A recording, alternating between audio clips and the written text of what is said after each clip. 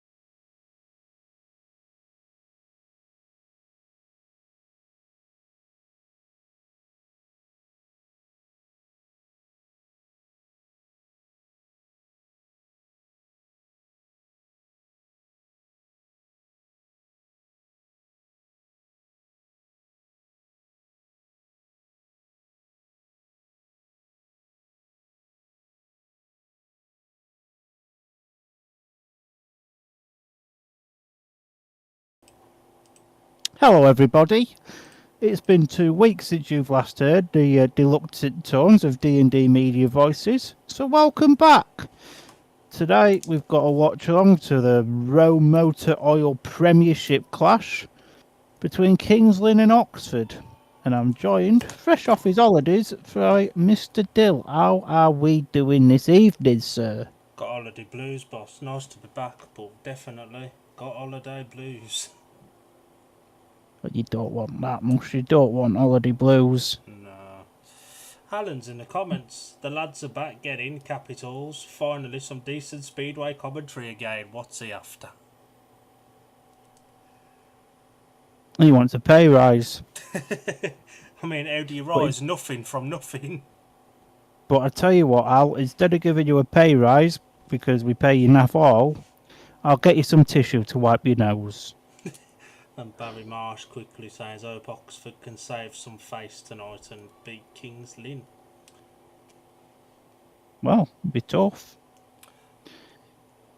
We're covering 3 meetings tonight. We're watching this one and we've got one each on the old analyst stuff and update stuff. So, Palmer, we'll go to you first for the one you're doing.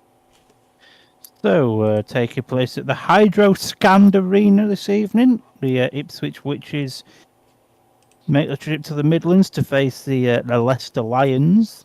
And they line up as follows. Leicester Lions, number 1, Max Frick.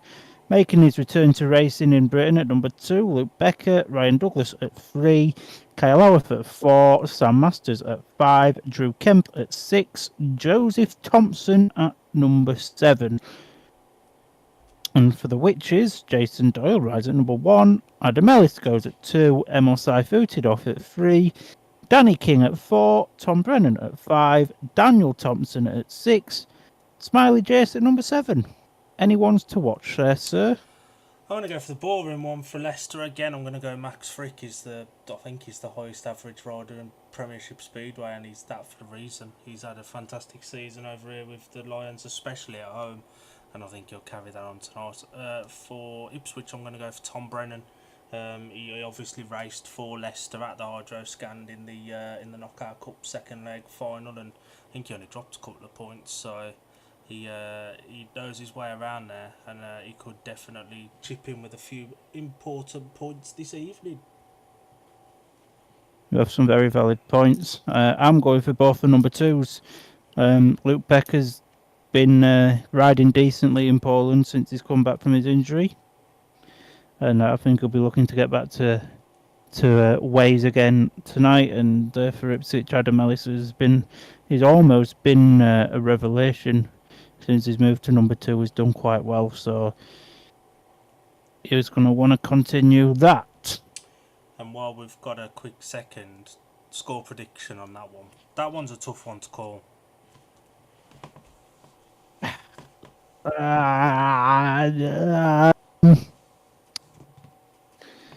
Oh, you know what? Sod it. 43-47. Ipswich win. Ooh. I'll go. It's tough to think, innit? It is tough, and you can tell we haven't practiced or rehearsed any of this. We're just jumping straight in. We're in the deep end. We're up shit creek without a paddle, as they say.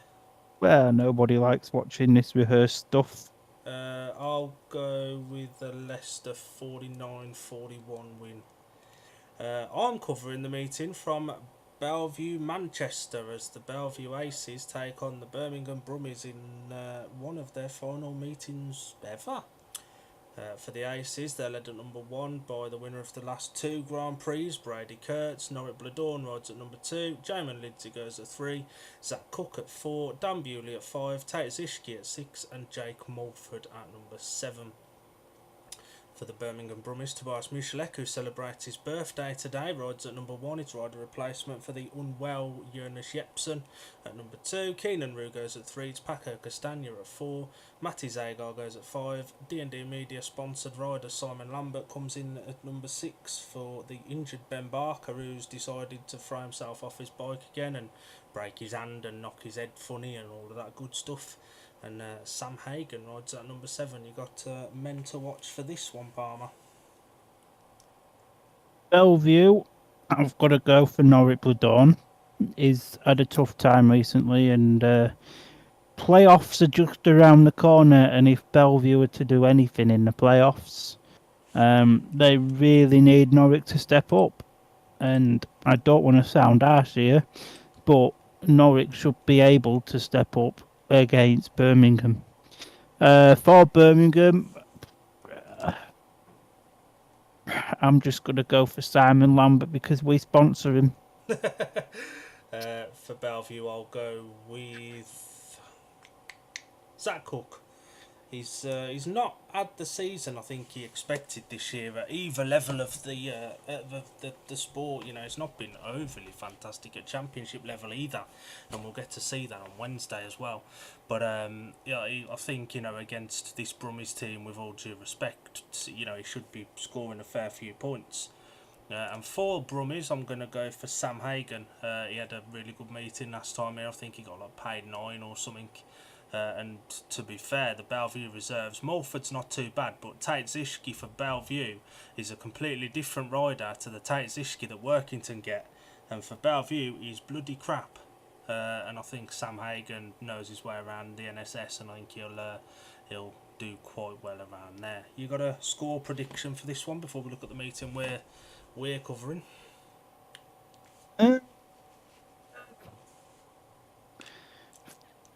87-33. I think that adds up to 90. You think? I think. Don't know. You can't add up. It's true. It does usually help when you can, though, doesn't it? Normally. Oh, it seems to not be streaming.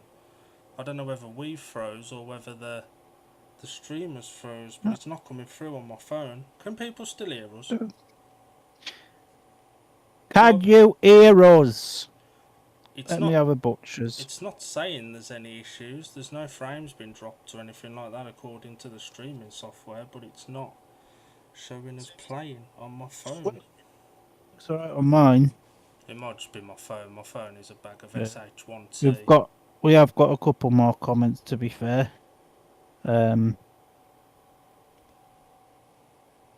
Alan, get in the bin now. Ah, we're working again now. My phone's decided to come back Yeah. off its holiday bobs. A couple more comments, right? Alan, just get in the bin. Get in the bin, mate. Yeah, we'll go with that. Score prediction. Sorry, I'll cut you off there. My bad. For the Bellevue one, yeah? Yes. 57-33. Ooh. I'm going for the exact same score. You read my mind. I can tell you that Bellevue have won the toss, so Birmingham are winning sod all for their last meeting at Manchester. Bellevue have took 1 and 3, and the rider replacement in Heat 1 is Simon Lambert. Now on to the meeting we're covering, Palmer, and I'll let you talk about everybody's favourite people from Oxfordshire. Ah, Oxford. They're lovely, lovely people from Oxford.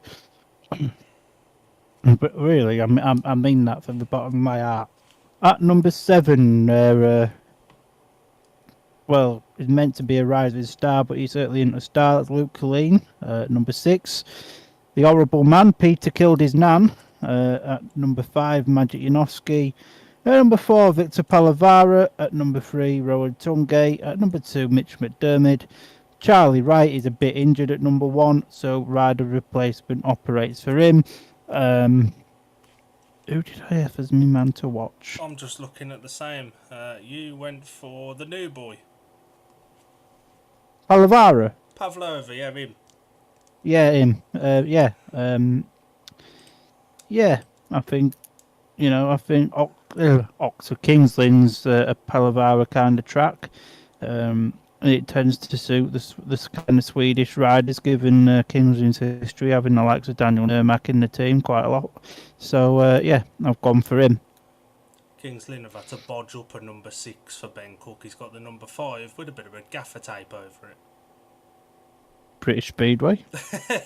I went for Peter Kilderman. He's really, really found some form since dropping to reserve for Oxford, and he's also found some for Berwick in the Championship as well. And I think at number 6 he could be a real thorn in the side of the Stars, or a spire in the side, whichever one you want to say. We've dropped to 1 viewer.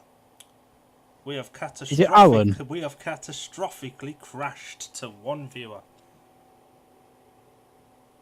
That's not very good. But we live and we learn, we continue. I don't know who it is, probably Winchester.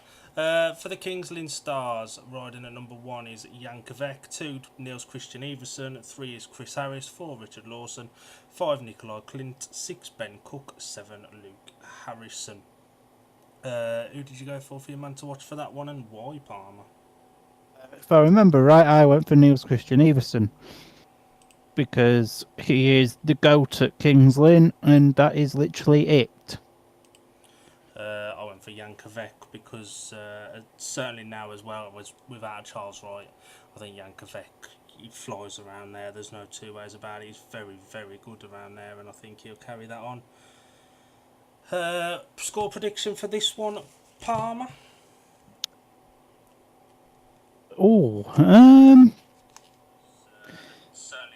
The battle of the shit teams make it very unpredictable.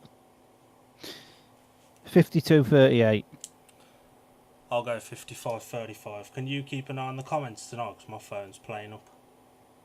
I'll I'll keep YouTube open on my mobile device. That's not an issue. What a boy. Anything going on at Leicestershire yet?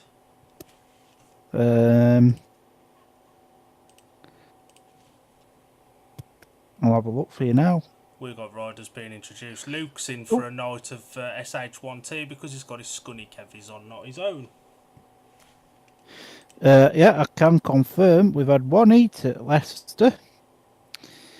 And it was a win for the rider in red, Maps Frick, in a winning time of 62.06 seconds.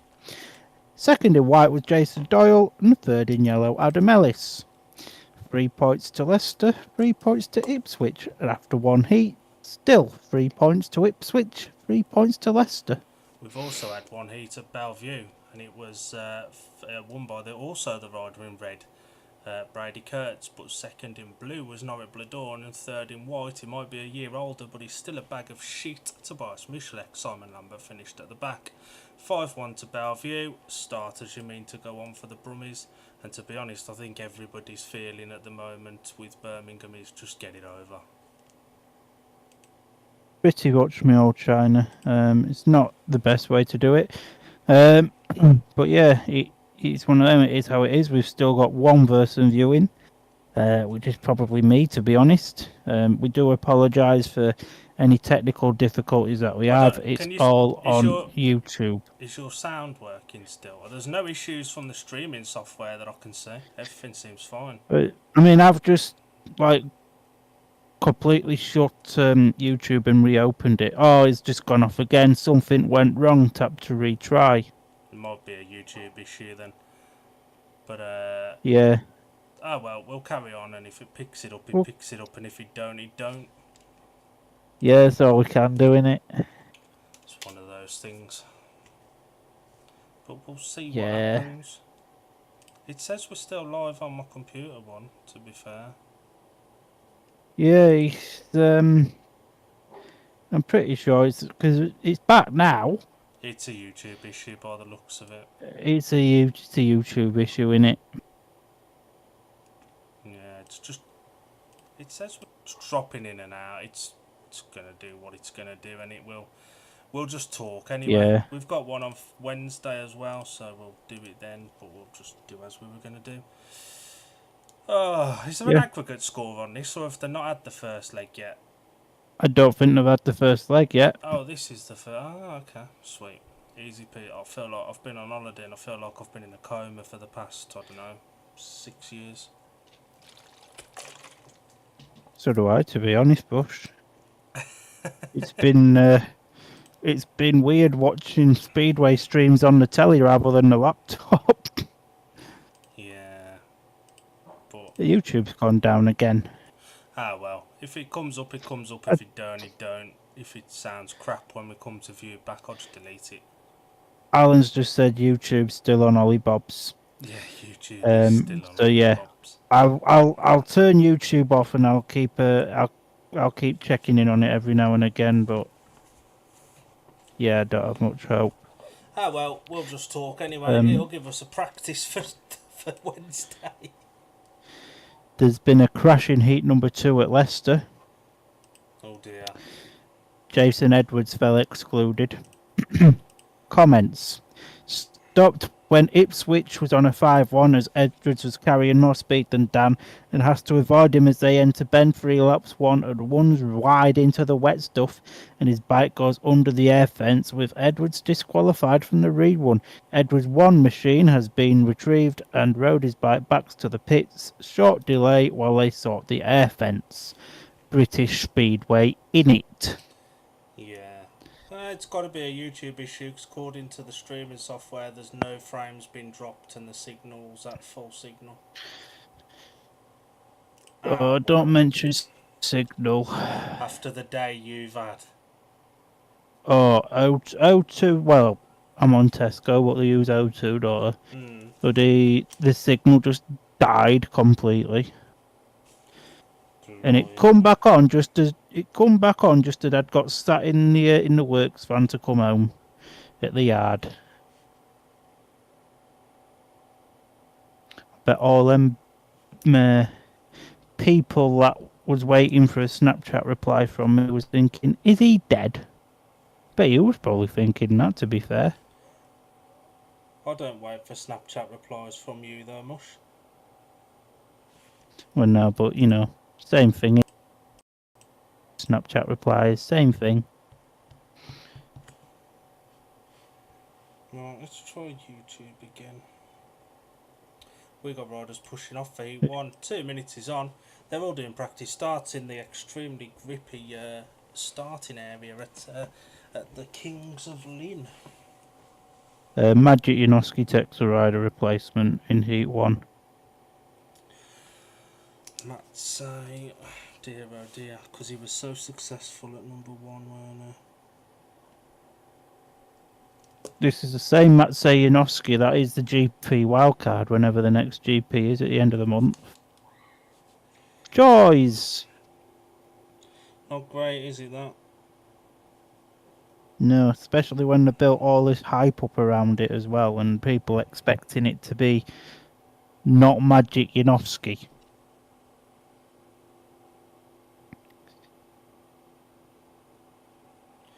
So the lineup for heat number 1, I don't think anyone can hear us, I don't know. But heat number 1, gate 1 in blue for the Kings Lynn Stars is Niels Christian Everson. Gate 2 in yellow for the Spires, the guest Mitch McDermott. Gate 3 in red is the GP star Jan Kvek. And off the outside in white, the rider replacement, Matsei Janowski.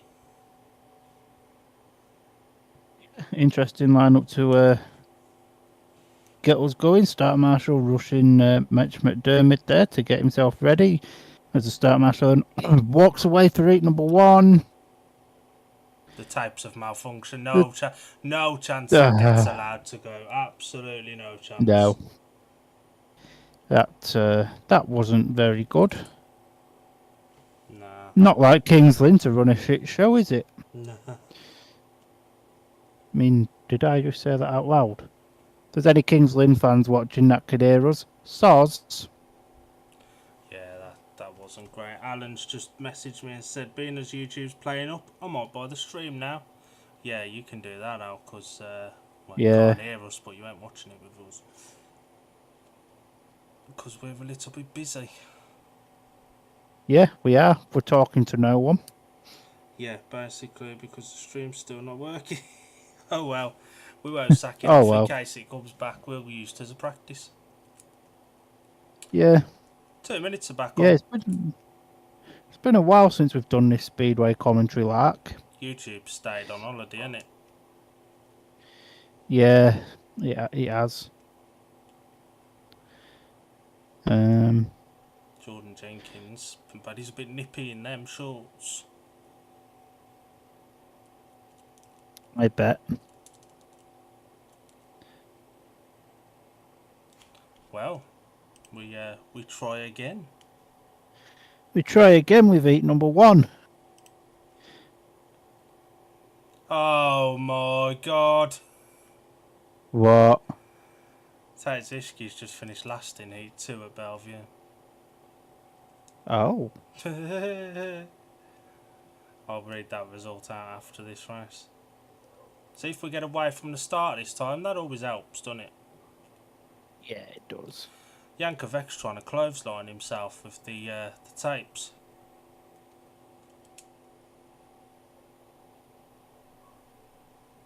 Mitch McDermott, I firmly expect, if there is a Premiership next year, to be in said Premiership.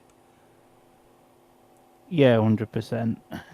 Same 4 riders again, same 4 gates. Hopefully the tapes will play ball. YouTube's on holiday, the start tapes on holiday, everyone's on holiday. It's all the hot weather we've had recently. It's just, and no, we can't handle it in this country, and even the YouTube and the tapes are for soddy. Basically, yeah. Can you blame him though? Maybe not. So, Start Marshal then walks away for heat number 1. Tapes riser, away we go. This is a solid start there for the 2 Kings Lynn boys that get themselves out into the first and second positions, with Jan Kvek leading with Niels Christian Everson there in the second position, with Mitch McDermott there in third place, with GP wildcard, which everybody's been calling for him to get back in the GPs this year. Magic Janoski is somewhere near Boston. Is a bit far behind. Jankovic looking every bit the GP rider there out in front, as he should do around Kings Lynn. With Niels Christian Everson, he's just settled there in second position. Mitch McDermott's riding a solid ride in third, but he hasn't really got any competition because Magic Janoski's about 4 bike lengths behind him. As we come into the last lap then of heat number 1, with Jankovic still leading, with Niels Christian Everson there in the second position, and the Stars are going to open up with a big maximum. That was the easiest 5-1 you'll ever see, and Matt Sayanovsky, for a former Grand Prix star and a form number 1, should be looking in the mirror and thinking, what the fucking hell am I doing here?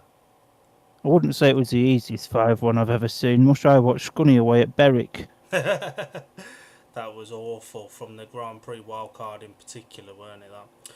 Heat number 1 was a win for the rider in red, Jankovic, with a winning time of 60.01. Second in blue, Niels Christian Trotchman Everson. And third in yellow, Mitch McDermott. 5 to Kings Lynn, 1 to Oxford, and that's obviously the progressive score.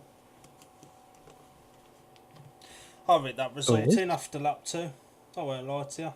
Did you? Yeah. To be honest, I bought myself a fancy pen for my birthday. It's got like 5 colours in it. I think we're working on YouTube again now. I think YouTube's got its SH1T together. Has it? I did promise you I'd give you Heat 2 from Belle. Oh my god. Heat 2 from Bellevue was won by the rider in yellow, Sam Hagan. Second in blue, Jake Mulford. And third in white, Simon Lambert. 2 points to Bellevue, 4 to Birmingham, 7 points to 5 progressively. Heat number 3, it was As You Were, was won by the rider in red, Jamin Lidsey. Second in blue, Zach Cook. And third in white, Keenan Rue, for a 5-1 to Bellevue. And after 3 heats, it's 12 points to 6. Anything at Leicester, Mush? Just have a look now, me old China. We'll do that one after Heat 2 here, because we've got Luke Killer on the screen.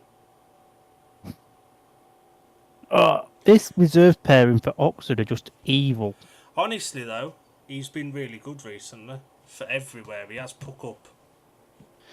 Luke Killer by name, Pit Killer by nature, and then Peter who killed his nan. What an horrible man! Heat 2, Gate 1 in white, Peter Kilderman. Gate 2 in red, Ben Cook. Gate 3 in yellow, Luke Killeen. And Gate 4 in blue is Luke Harrison. In his Scunthorpe Kevlars. Alan's brought the stream now. I don't know why, Al. It's going to be a public mauling.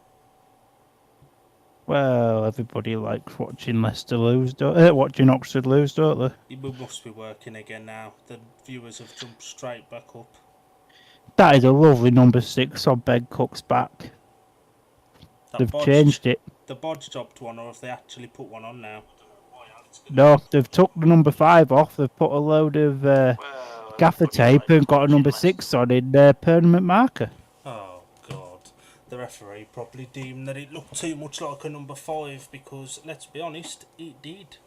It did. So, heat number 2 then here at the Adrian Flux Arena. The tapes fly up, away we go. It's a solid start there for Luke Killeen, who has the lead at the minute going first, but Ben Cook storms underneath the inside of him, and now Peter Kilderman coming up into the second position, but it's Ben Cook that currently has the lead then, with Peter Kilderman in second, Luke Killeen in third, Luke Harrison at the rear of the field, which is unfortunate for for Luke Harrison there, but he's learning with every lap in this Premiership League. But Ben Cook's out in front, and he's storming his way to a big heat number 2 victory if he keeps this up. And yeah, it's going to be a free all as it looks at the moment as they come round turns 3 and 4 for not quite the final time. We've got 1 lap left to go. Ben Cook's still out there; he's out in front, and not a lot has really changed. And yeah, Ben Cook's going to take a Heat 2 win here. And we can't exactly say that was a Tapes to Flag Win podcast coming through the winter, because that gate was made by Luke Killeen, and Ben Cook screwed it on a little bit wider and went round him, and then Peter Kilderman comes steaming straight underneath him as well to set off after him. Luke Killeen probably copped the rough end of it there, to be honest. Mm, Heat number 2 can was won by the rider in red, Ben Cook, quicker than heat number 1 as well, with a winning time of 59.62. Second in white, Peter Kildemand, and third in yellow, Luke Killeen. 3 points apiece, 8 points to 4 progressively, and we are back, we are working. we're working again. Hello, everybody. Can we just point out the technical issues weren't our side, it was a YouTube issue by the Yeah, it looks was of it. you. Well, from YouTube going down, what else is down now? Leicester? Speedway updates. So we've had to go on to Oh, BSN. God. And we've had 3 races at the Hydro Scand Arena. Heat number 1, as you know, was a free all. Heat number 2 was a free all as well. With Dan Thompson taking the win ahead of Drew Kemp and Joe Thompson. At Heat 3 was a 4-2 to the Leicester Lions, with Ryan Douglas taking the victory over Emil Saifutinov and Kyle Howarth in third, making the progressive scores at Leicester 10 points to 8. We've got 6 people watching us. If you are in the watching, get back in the comments now and keep us going. Because Yeah, it does keep help. us going. We only bite if you have cake. And I really fancy some cake.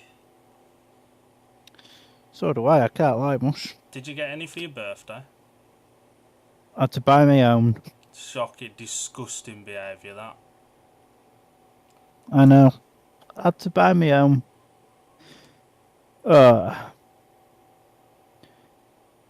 Wee, Rowan Tungate doing a little practice start there. Rowan Tungate's not very happy.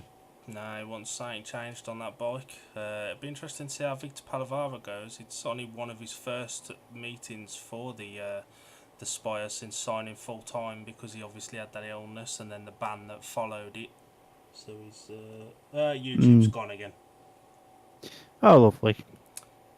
Heat number 3, gate 1 in blue, Richard Lawson. Gate 2 in white, Rowan Tungate. Gate 3 in red, Christopher Harris. And gate 4 in yellow, Victor Palavara. That it is, yeah.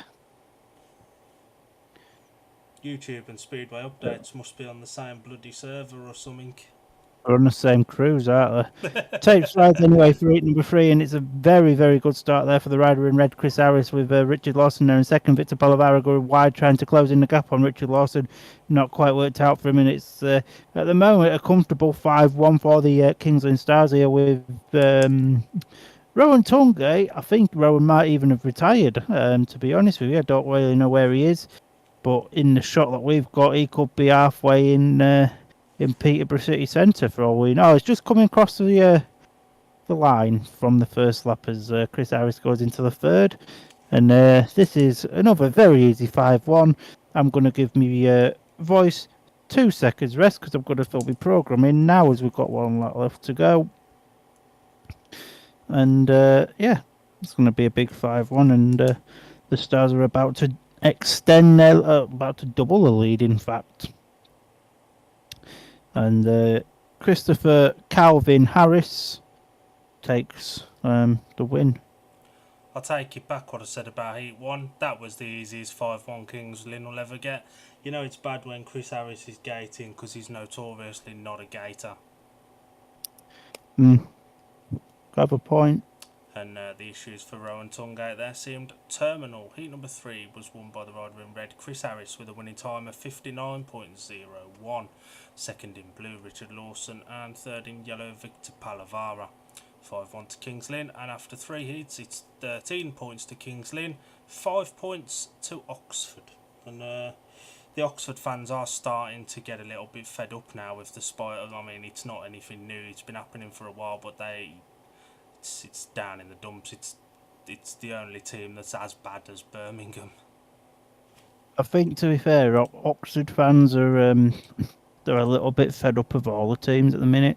Maybe not so the Chargers, because the Chargers are going all right, but yeah, I think there was that much in a high with the Cheetahs making the finals and everything last year to go into Pooh, and obviously the Spires have had 2 very forgettable seasons in the Premiership, and if the rumours are to be believed of Oxford not running a top team, I don't think the Spires will ever be remembered. No, you've got a very Unless you good watch point. these, unless you watch these back. And there is a lot of Oxford meetings on here, so there's going to be some Spires.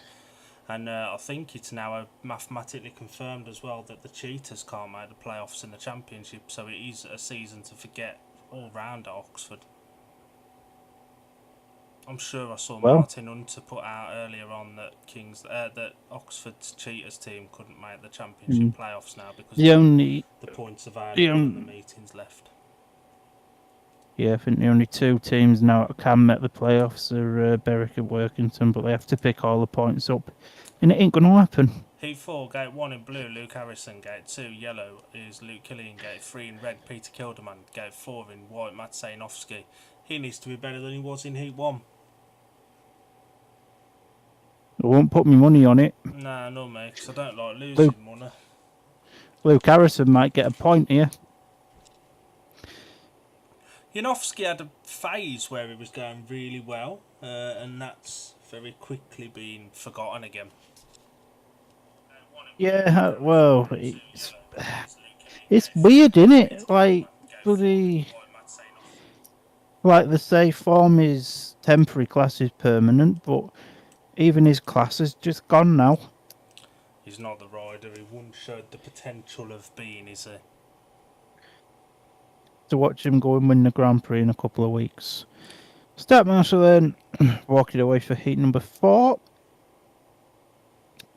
Tapes fly away we go, and it's a good start there for Magic Janowski, ironically, with Nikolai Clint there in second and Luke Harrison in third. Luke Killeen is at the back, so it's currently a 3-all as it stands at the moment, with Magic Janowski being chased down all the way there by Nikolai Clint. Luke Harrison's there in third, but he's not necessarily safe in third, but Clint up the inside there, and Magic Janowski, a good move there from Nikolai Clint, who has his testimonial at Kings Lynn on the 15th of March next year, was also known as Mothering Sunday, which will be a cool event, I'm sure, as Magic Janowski is looking down at his motorcycle there, as if to say something isn't right.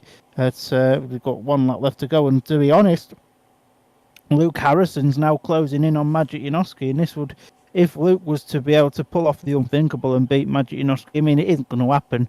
He's too far behind, but that would have been a cool scoop for the young man. But no, it isn't. Magic made a really good first lap out of that. He had a solid enough first lap, but Nikolai Clint, for me, is having his best season in a very long time, consistently, and I think that's proof that when he has turned up in the Championship, the confidence off of that has flown through to his Premiership racing as well. Oh, 100%. And the result of Heat 4 was a win for the rider in red, Nikolai Clint, with a winning time of... It's not telling us on BSN, we'll come back to that. Second in white, Matt Sainovsky, and third in blue, Luke Harrison. 4 to Kings Lynn and 2 to Oxford, and it's now 17 points to 7 after 4 races. Good start from Magic, really good start from Magic, actually. It was. YouTube's back for now. Oh, However long it lasts for will remain to be seen, but oh well. But yeah, that was a solid start there from Magic. Just Nikolai Clint just used a twisty thing on his motorcycle which made him go faster and just went up the inside. And Nikolai Clint, he's a different rider this year, isn't he? And to be fair, when he's turned up for Plymouth, he's a little bit slow at home, but away from home he's been fantastic. And it's just the fixture clashes that are causing a bit of an issue. Yeah, 100%. Nikolai Clint was fantastic at Scunthorpe a few weeks ago. Peter Schreck looks like he's making a change. Peter Schreck looks bloody fuming. Poor Shrek. Has somebody been trespassing in his swamp?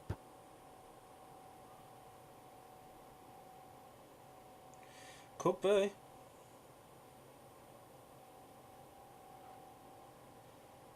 Anything going on at Leicester? I'm going to have a look now, me old China. Right, where's my sources? Here's my sources. Yeah, we've had heat number 4. And was won by the rider in red, Samuel Masters. Second in white was Thomas Brennan, and the third in blue, Joseph Thompson, with Smiley Jace finishing at the back. That's 4 points to Leicester, 2 points to Ipswich, making a progressive score now 14 points to 10. Let's have a quick look what's going on at Bellevue. Please load. Right. Crikey. Heat number 4 was won by the rider in white, Matty Zagar. Second in red, Daniel Bewley. And third in blue, Jake Morford gets one back over his opposite rising star. 3-all makes it 15 points to 9. Heat number 5, the rider replacement in yellow was Paco Castagna, and the heat was won for a second in a row for Jamin Lidsey, with Tobias Muszalek in second and Paco Castagna third. For another 3-all to make it 18 points to 12, and as I just say that, heat number 6 has come in as well, and it was won by the rider in red, Brady Kurtz, with Matty Zagar in second and Norrit Bladorn third, Simon Lambert bringing up the rear. And that's another 4-2 to Bellevue, making the scores after 6 heats 22 points to 14. Who's going to get battered more then tonight, Birmingham or Oxford? The sausage in the local chippy. Oh, battered sausage, you can't beat it, can you? Here we go, it's the side we're back, we're talking about food. All is good in the world again. Oh, it's normal to be talking about food again. And now YouTube is working, in case you missed it earlier on, we will be doing a watch along on Wednesday night. Palmer, details? Yeah, we're back to watching Oxford again. As the Cheetahs take on the Poor Pirates in a Cab Direct Championship clash. And that will be on this YouTube channel with me and you again. Yes, that it will. And then You are correct. We'll be having another week off after that. You're at Redcar on Friday for Redcar versus Scunny, and I'm busy from Saturday till the following Saturday, so there'll be another week off coming up. So we've got 2 this week and then another week off. So if you're at Redcar on Friday, or you're at Leicester on Sunday, and you see me, please buy me a beer. Like, please. I'll pay you, just buy me a beer. What do you do? Go buy your own beer then? Yeah, but it's nice when you get beers bought by supporters. Never got many of them, right? But you know. You're a funny old fella. Well, they call me a less northern Peter Kay, but I don't see the resemblance. Oh, I do. I haven't got any lovely purple shirts. It's true. You have got a blue one that you're wearing tonight, the Scunthorpe one. Well, I may as well get some use out of it this week, because I certainly out wearing it on Friday, knowing it's probably going to be a 60-30 loss. That's going to be a split loyalties meeting though, isn't it? Because you're a Scunny fan, but you like Redcar, and one of our riders that we work with is riding against you. And one of our riders would have been riding for you if you hadn't got injured guesting the other night. Well, it's a weird one, but somebody asked me this actually, and I can't believe I'm going to say this, but someone said to me, Dan, you need to figure out who you support more. Is it Scunny or is it Redcar? And I reckon you're switching towards the Middlesbrough side of that coin. You're exactly right. Like, it's just like, it's Scunny. I love Scunny, don't get me wrong. But when you work in the meetings, you can't really enjoy it that much. Whereas at Redcar, they've always looked after me, and you just go and watch. 100%. You know what I mean? It's just nice. Hit number 5 is at the tapes. The rider in white, the rider replacement will be taken by Victor Palavara. Line up gate 1 in yellow is Mitch McDermott. Gate 2 in red, Chris Harris. Gate 3 in white, the rider replacement, Victor Palavara. And off the outside in blue, Richard Lawson. Both of these riders for Oxford were 5-1 in Heat 1, and this pairing for Kings Lynn took a 5-1 in Heat 1. Winnie's in the comments. Evening, gents. Hope you had a good break. was a lovely break until I got back and YouTube decided to be a pain in the arse, but hopefully it's playing ball now. Good evening, sir. Hope you're doing well.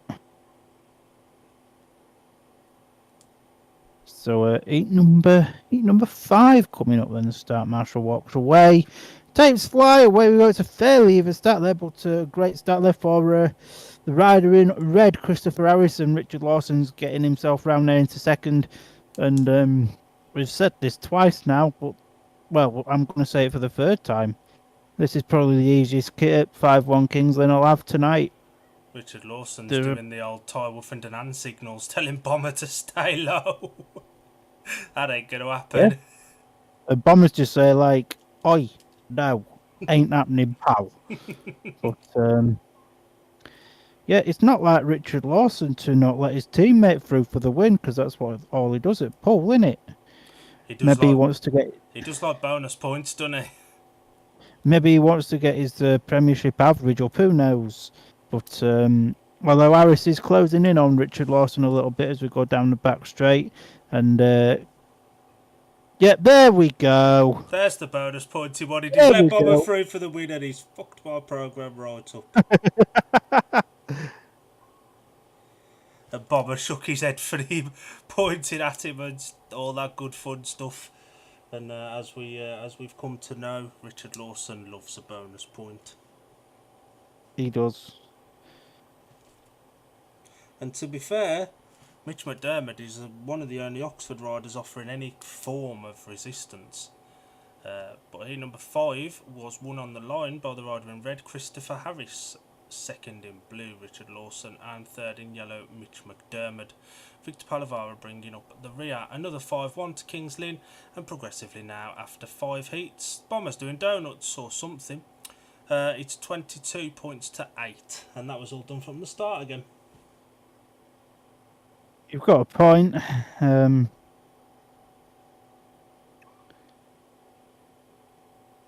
They were half a straight clear off the exit of bed 2. Again, easiest 5-1 ever. Like, yeah. That's literally all there was to say. It's that simple. And Victor, I feel for Victor Palavara's first taste of a Premiership team spot, and you know, if it had been the same if he'd come to Birmingham as well. He's in a team that are crap. Not ideal, is it? But you're expected to come in and you've had a really good Championship campaign. Although, in fairness, his Championship campaign's gone a little bit awry recently as well. He hasn't got that comfort of being reserve anymore, has he? No, and he did somewhat hold his own at number 1 for a while, but he has struggled a little bit in the last couple of meetings for Edinburgh. Their playoffs are almost confirmed. I don't know if they mathematically might be. If they're not, they will be soon enough. I think the Paul and Glasgow are all but confirmed. It's just 3rd and 4th, but I'm almost definitely sure it's going to be. I don't think it'll change now. I hope it doesn't, because it means I can go to red car more. Hit number 6 is at the tapes. Gate 1 in red is Yankovic. Gate 2 in white for his 3rd ride in 6 races is Matt Sayanovsky. Gate 3 in blue is Niels Christian Everson, and off the outside in yellow is Peter Kildemand. Poor Peter's nan. Winchester's just said, I'd love to see D&D cover a Polish league match. I wouldn't. We can't pronounce half their names. Yeah, I wouldn't want to cover a Polish league match either. No, man. Him in red I'd watch is winning. One. Him in yellow is second. That'd be how it'd be. It just wouldn't be entertaining for anyone. That'd be an Alan McNally special. Yeah, on his own. It's all right. I'll set Alan his own YouTube channel. Don't give him bloody ideas. So, start Marshall then walking away for heat number 6. Tapes fly away. We go to fairly even break there, but it is Magic Janoski that gets the lead there, and Peter Goldman flying round the outside there, just to be passed up the inside by Niels Christian Everson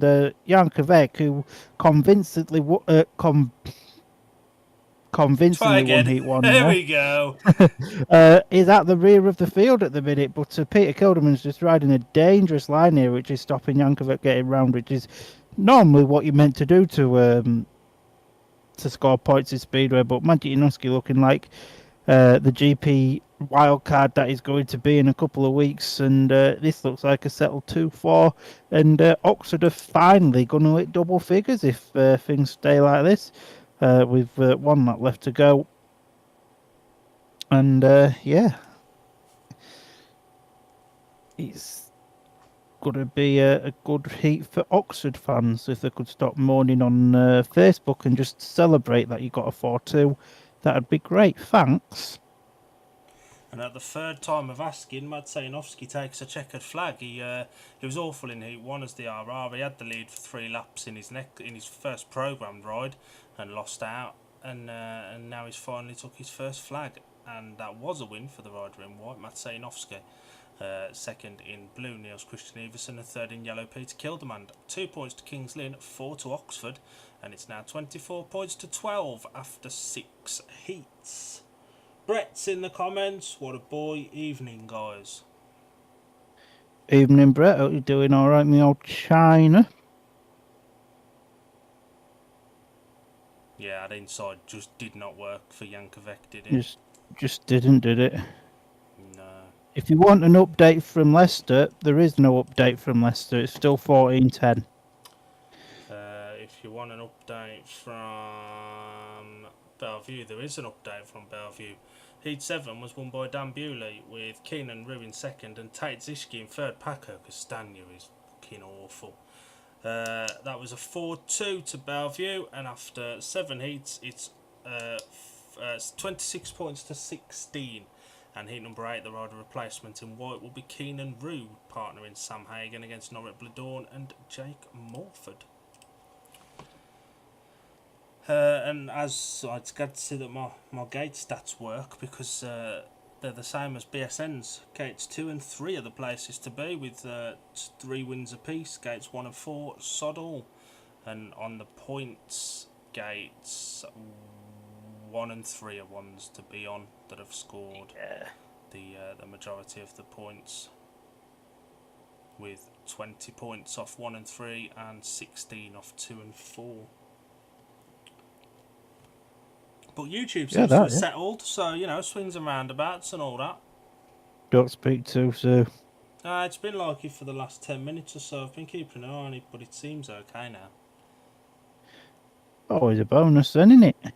Luke Killeen Who we waiting for it? Oh, Luke Killeen. Who's meant to be in white here? Is it Tungate? Correct, Amundo. Luke Killeen comes in to replace Rowan Tungate. Heat number 7, gate number 1 in white is Luke Killeen as the reserve change for Rowan Tungate. Gate 2 in red is Nikolai Clint, impressive winner last time out, good pass on Janowski.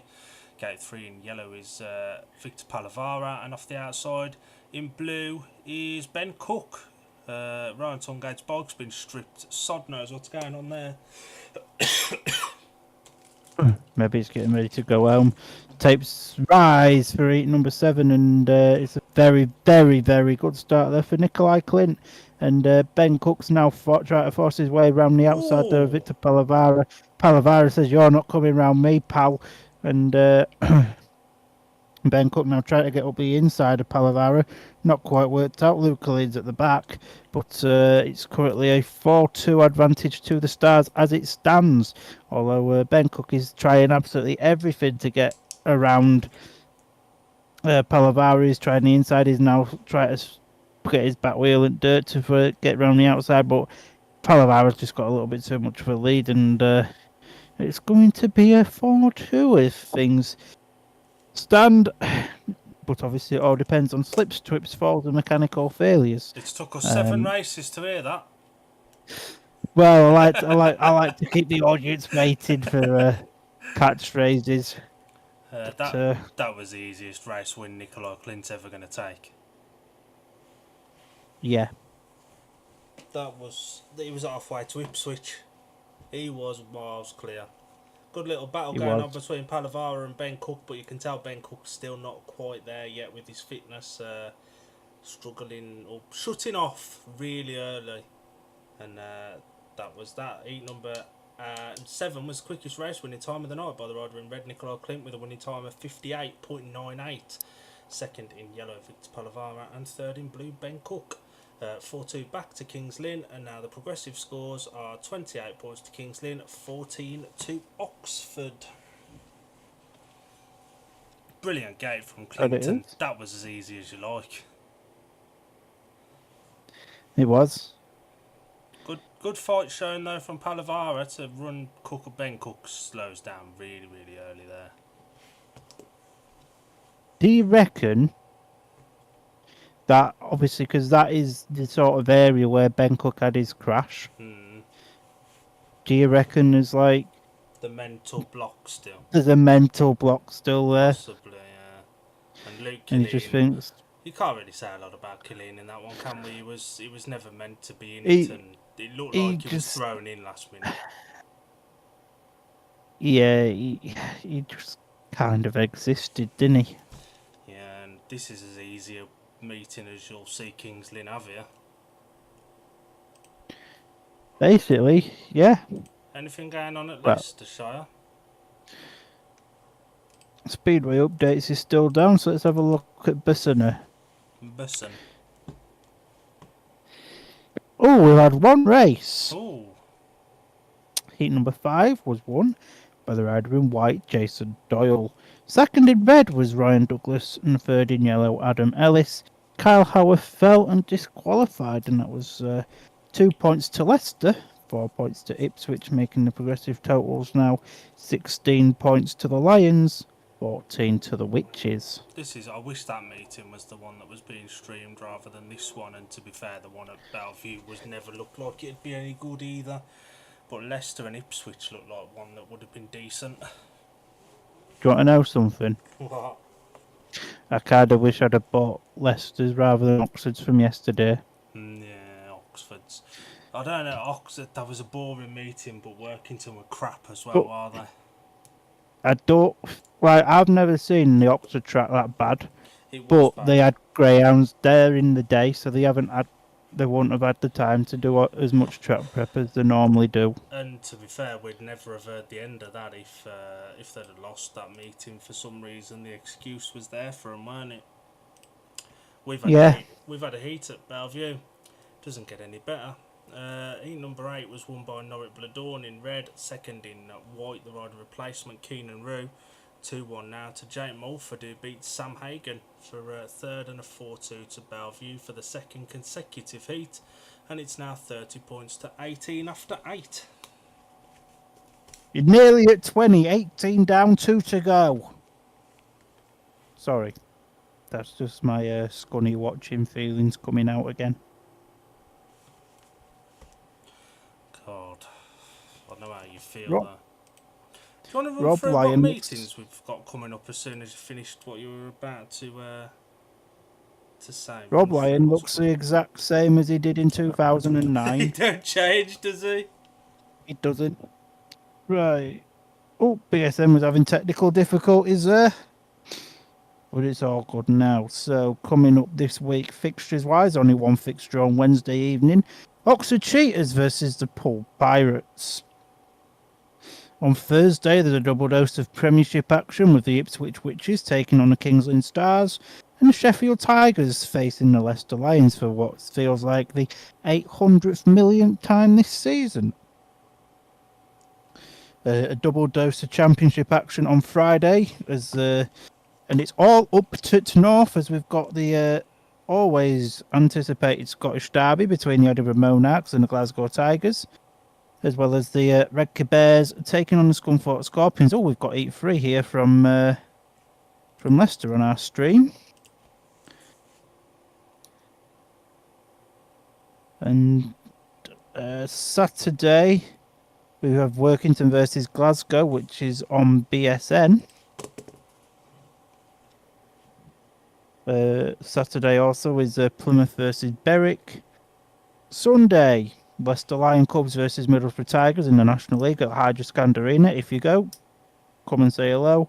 And the Oxford Chargers taking on the Steelers in National Development League. And then Bank Holiday Monday at 12 o'clock dinner time. Bellevue Aces take on Sheffield Tigers. And at 7:30, Birmingham Brummies host their final ever meeting at Perry Bar against the Leicester Lions. And the Oxford Spires take on the Kings Lynn Stars in what is the TNT Sports meeting. And that's it. Well, we've got a minute, and well, we're back on now. Actually, we were just about to have a minute, and then we were like, "No, we're coming back instead." We're on with heat number 8, and the lineup for this one: Gate 1 in yellow, going for his second ride in the succession, is Luke Killeen. Gate 2 in blue is Luke Harrison. A lot more competitive last time out. Gate 3 in white is Mitch McDermott, and off the outside in red is is Niels Christian Everson. Getting all kinds of Danish mixed up here. Have you heard of a comedian called Ross Noble? No. Oh. Ooh! That could have been nasty, but it is Niels Christian Everson that has the lead, and Mitch McDermott just got round the outside there of Luke Harrison, who's in third, and Luke Killeen is at the back. And Luke Harrison's keeping Mitch McDermott here, is keeping Mitch McDermott honest here. You can tell we haven't done this for a couple of weeks. And yeah, Luke Killeen's at the back to go into the next lap now. Niels Christian Everson's just out there. He could go out. He could get himself a sausage roll and chips. And he's got this one in the bag. The big race is for second with Mitch McDermott. Still leading Luke Harrison at the minute. Harrison goes wide. And he's closing in the gap a little bit on McDermott here. And it's going to be a good last lap, I feel, if Luke can just get his back wheel in the dirt again and just wind the throttle on. But the dirt scares Luke a little bit, riding for Scunny, and good effort, but no cigar. That could have been really it's another 4-2. That could have been nasty off the line. That was unnecessarily harsh, I feel, by Everson on McDermott. I don't think there was any need to do that.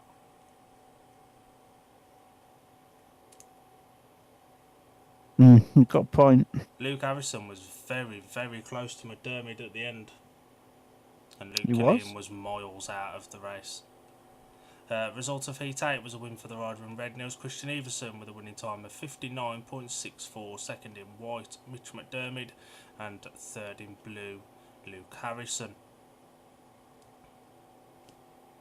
I was expecting Mitch McDermott to go over the high side with this. There was no need for that. There wasn't, but I understand why he did it. He wanted to get to his line first, and it's one of them things that happens. But there was no need to be as aggressive in a race that, let's be honest, he was always going to win anyway. And if McDermott goes, even though it's first turn, Everson 100% goes for that. I agree. There's no bunching involved with that. He 100% goes. He was nearly facing left. Was? There's the pairing, sort of, I suppose, that could disrupt this fire in middle order for the Stars that have got 5-1s in both of their heats together so far. The Bomber and Lawson combination. Heat number 9, Gate 1 in white, Matt Zajanowski. Gate 2 in blue, Richard Lawson on a paid maximum so far. Gate 3 in yellow is Peter Kildemand, and off the outside in red is Chris Harris, who's on a full maximum so far. And Gate 4, that was the first time that a race has been won in that one from outside of Gates 2 and 3. Gate 4 now gets a win. Gate 2 is the better of the gates, but Gate 3 has got 3, 4 has got 1, 2 has got 4, and 1 has got sod all. So, dear Lord, help whoever's off Gate 1 in this one. Magic. Zajanowski. He's gating, to be fair, he's made a couple of them. He is.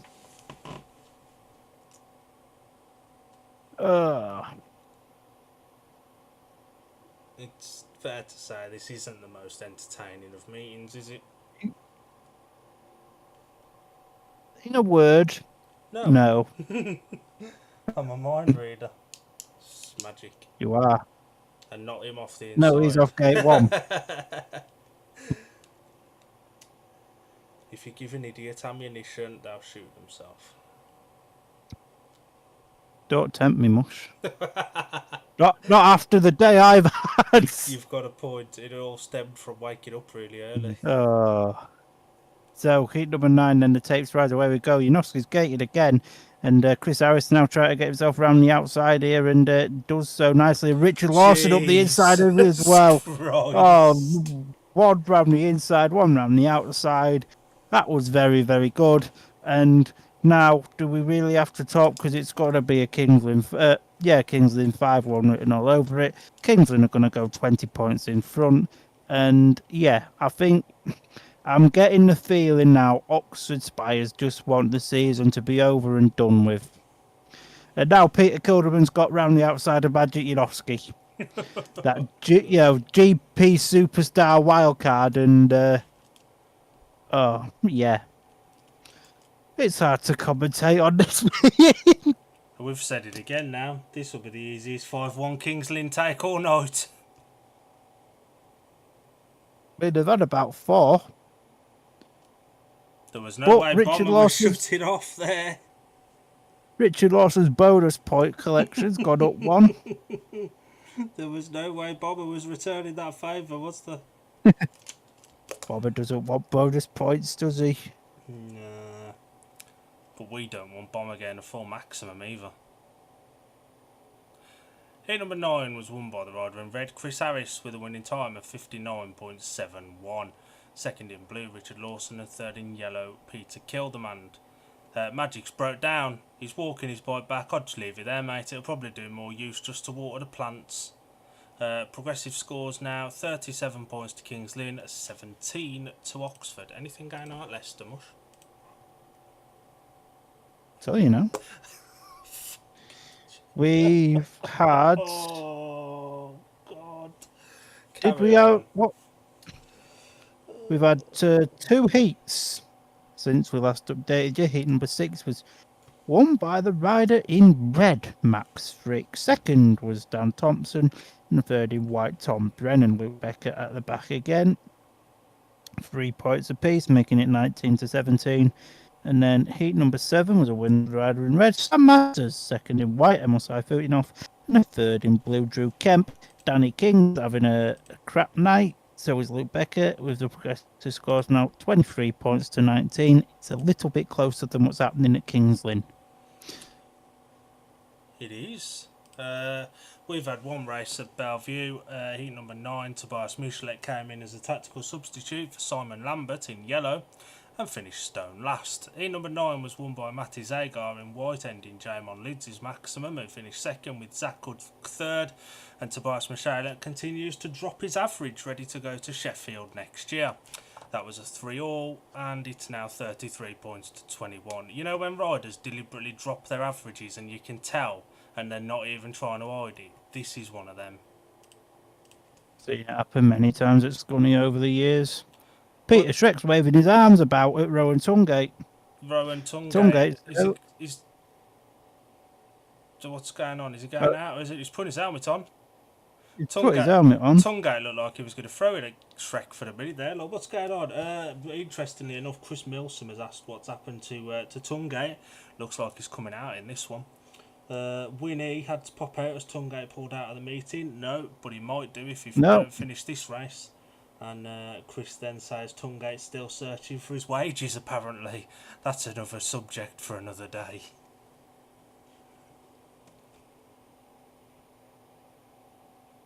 Well, tell you one thing. If I had any money, I'd bet it all on Rowan Tungate retirement here. And then he pulls out, I reckon, due to no machinery. Because that first bog's been completely stripped. Everything's on this one now. So it must have been some kind of broken frame on that first one. Almost looks like they might have a puncher there. I thought that, or the track's just really rough at that particular point. He's trying again now. He looks a little bit happier with that one, and it did give him a bite.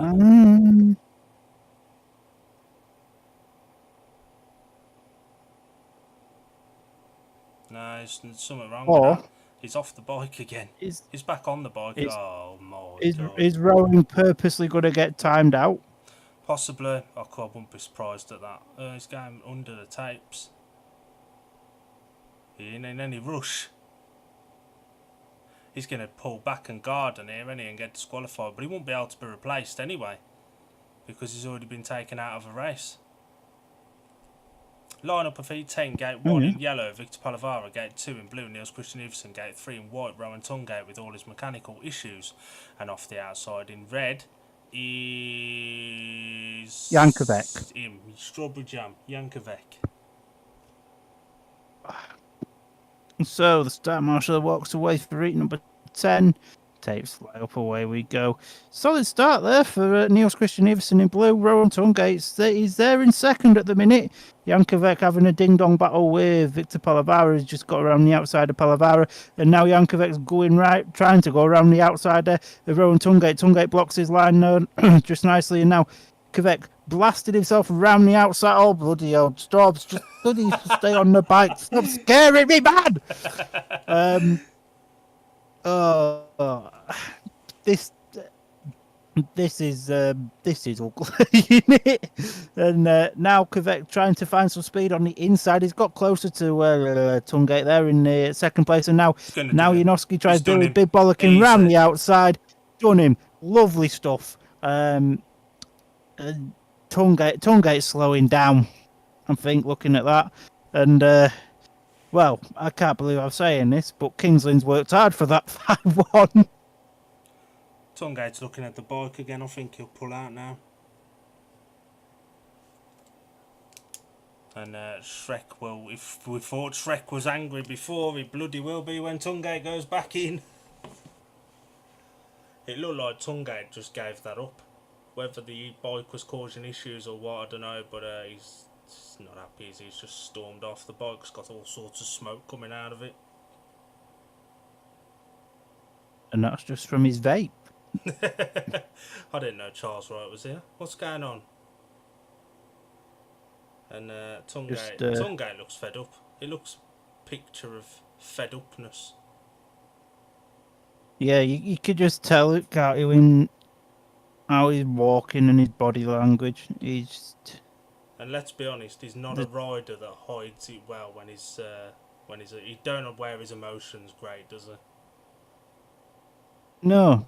And the weird bit is, this time last year, he was saying going to Oxford was the best thing he's ever done. Yeah, he made a good start. He made a really good start. But he did. was there, but he looked so tentative.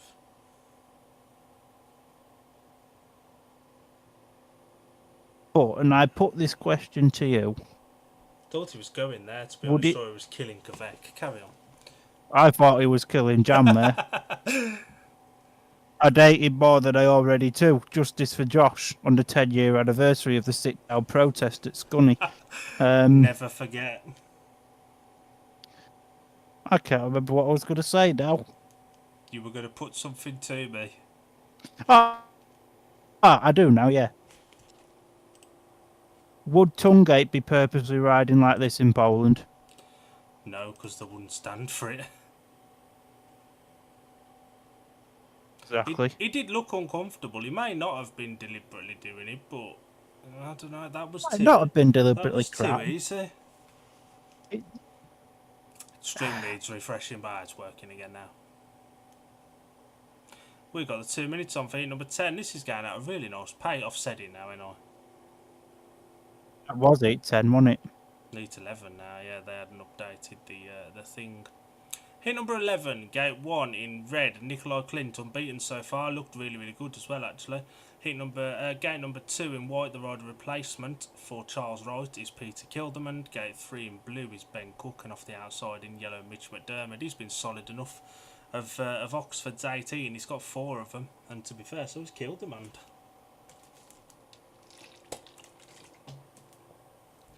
Yeah, that. And I presume there'll be an interval. Do we just write the 5-1 in now? I think we probably should, but I suppose we better not, because we don't know who's going to win it yet. Yeah, you've got a point. Strawberry Jam needs to go and change his underpants, because I thought more than once there in that race that Tungate was going to put him through that fence. You don't go through the fence at Kings Lynn. You go over it. You either go over it or you go head first into the stock car fence behind it. Scary. It's a scary fence like Scuddy's. Takes rise for heat number 11 is a good start there for the Oxford Spires. Peter Kilderman there, and Mitch McDermott is about to go and join him there in second place, but Ben Cook's just like, nah, pals, you're not having a 5-1 as he gets around Mitch McDermott and he's putting the challenge onto Peter Kilderman there as well. They're almost neck and neck as they're about to come out onto the back straight. Kilderman just has the lead. Now Ben Cook storms underneath the inside of him. Now Kilderman looking to come back around the outside here of Ben Cook. This is actually a very, very good race. Well done, chaps. Keep going. You've got another couple of laps, pals. And I mean, Ben Cook now was just stretching a little bit of a lead over Kilderman.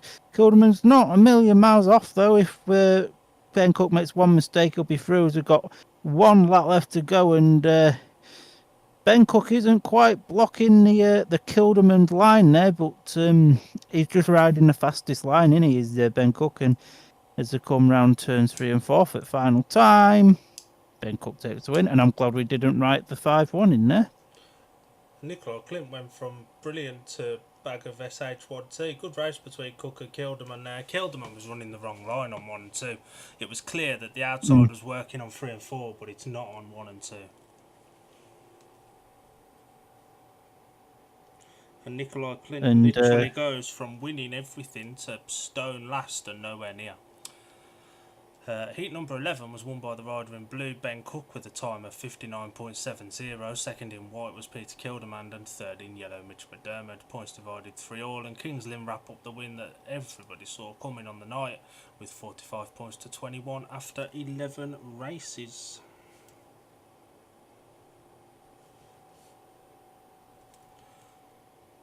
The outside was definitely working on 3 and 4, but it was not working on 1 and 2, nowhere near.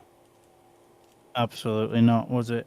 Good battle though, really good battle, and that's another one for gate number 3. And McDermott was there early on as well. He was, right? I know I'm not the massive Oxford fan, but Mitch McDermott, over the course of the season, he's probably dipped off a little bit now in the Championship. Mitch McDermott's probably been the signing of the season. He's definitely been one off for sure. That'll be interesting for the Shoot Some Shale Awards night come the end of the season, when we look back over the season and decide stuff like that. Rider of the season nominations and all that. So it's going to be 2025 Dafters. The Dafters, yeah. By 2 daft folks, plus maybe Alan if he's still alive or not been eaten by the Loch Ness Monster. Al is the Loch Ness Monster? Oops, secret revealed. Anything going on at Leicester, Mush? Well, it's close. Heat number 9 we've just had was a win for Brian Douglas. Second was Tom Brennan. Third, Dan Thompson. 3-all, 28 points to 26. We've had 2 at Bellevue since the last one. Brady Kurtz won heat number 10 with Paco Castagna in second place and Keenan Rue third for a 3-all to make it 36-24. And Sam Hagan took the rider replacement ride for Jonas Jepsen in heat number 11, which was won by Dan Bewley, with Tobias Michalek in second and Tate Zischke in third over Sam Hagan at the back for a 4-2 to Bellevue to make it 40 points to 26 after 11. And Sam Hagan is a bag of SH1T after that heat number 2, to be honest. But it kind of sums up Birmingham, don't it? What the sodding hell is that behind him? It's got to be birthday wrapping paper. That's all I can imagine it to be. Looks like there's don't quite know why. In the stars. It's Tiny Temper behind there. He had a song about writing in the stars, didn't he? Oh, it's riders' signatures.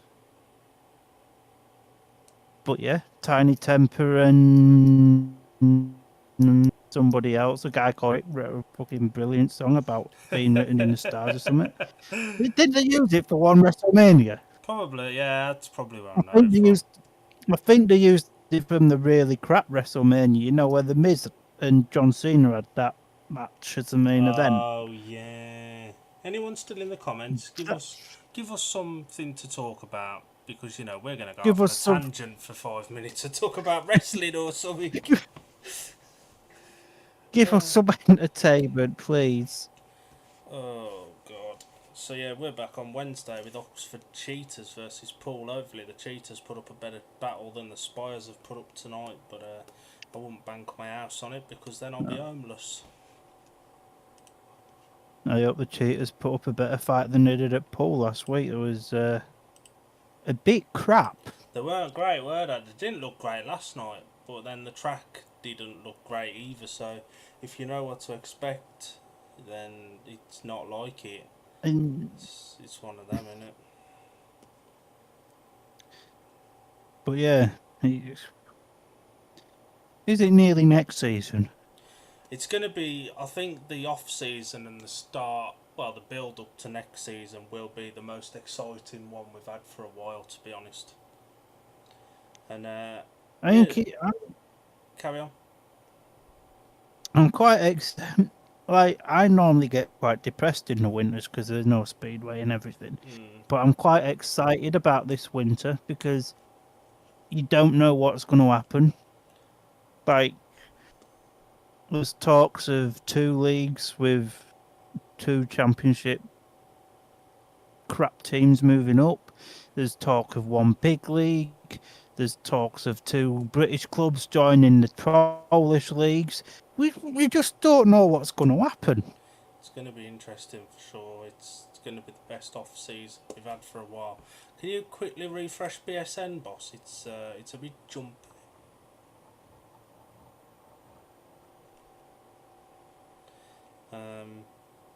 If you heard anything, no, you didn't.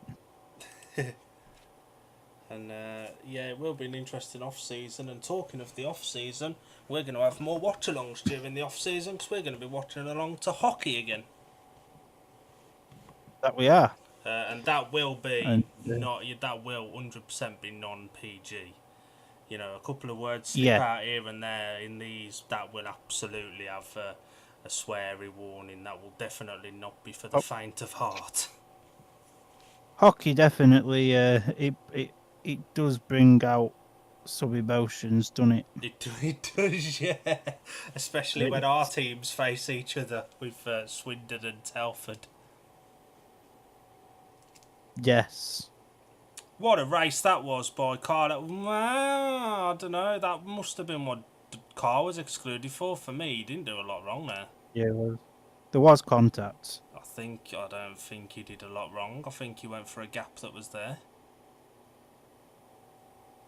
But We've still got 7 people oh, watching us, but while we are watching some racing from Leicester, shall we take a quick breather? we'll take 5. Yeah.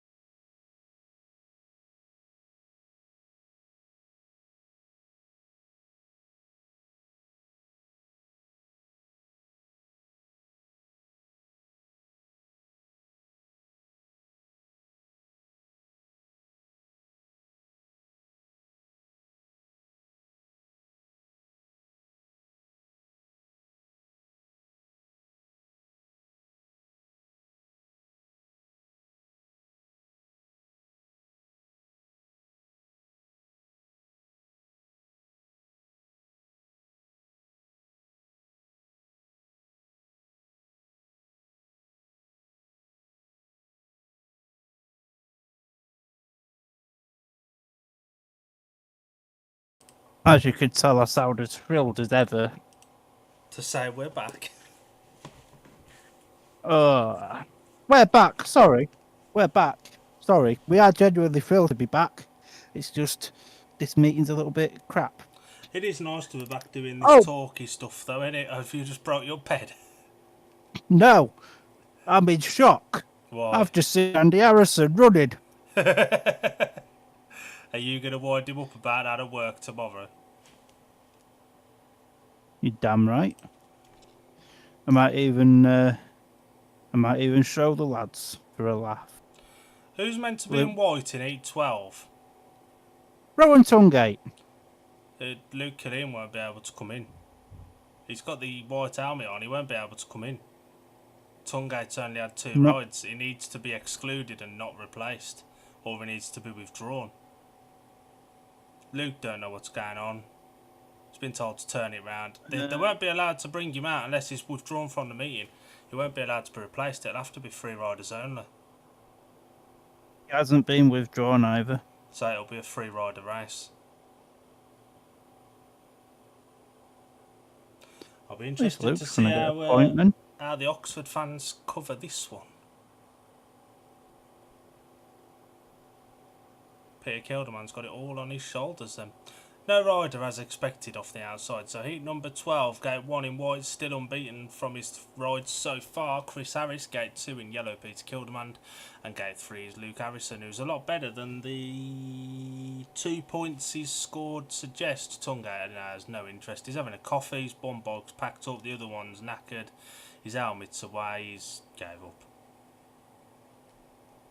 I don't blame him. But yeah, it's going to be 3 riders only. Palmer, take us away, son.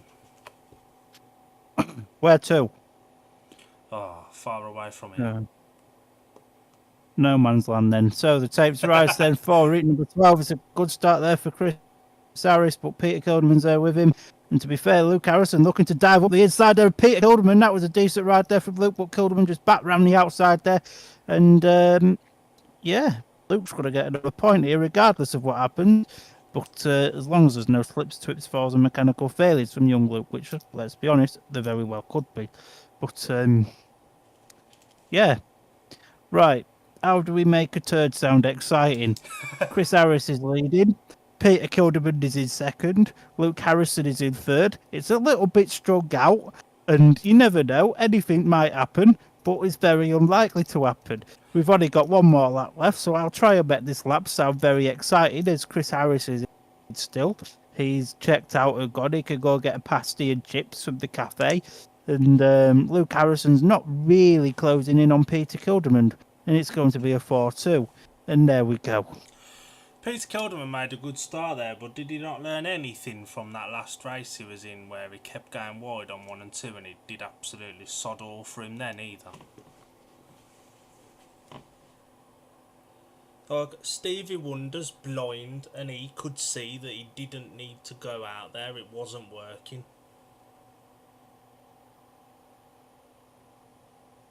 Dear, oh dear, oh dear. And I think tonight sums up Oxford's season, don't it? The Spires at least. And heat number 12 was won by the rider in red, Chris Harris, with a winning time of 60.20. Second in yellow, Peter Kilderman, and third in blue, Luke Harrison. 4-2 to Kings Lynn, progressively 49 points to 23. I'll tell you one thing. What's that then, boss? Rowan Tungate is an absolute effing embarrassment to Speedway. Is he just refusing to ride? I'm pretty sure he's just outright refusing to ride at this point.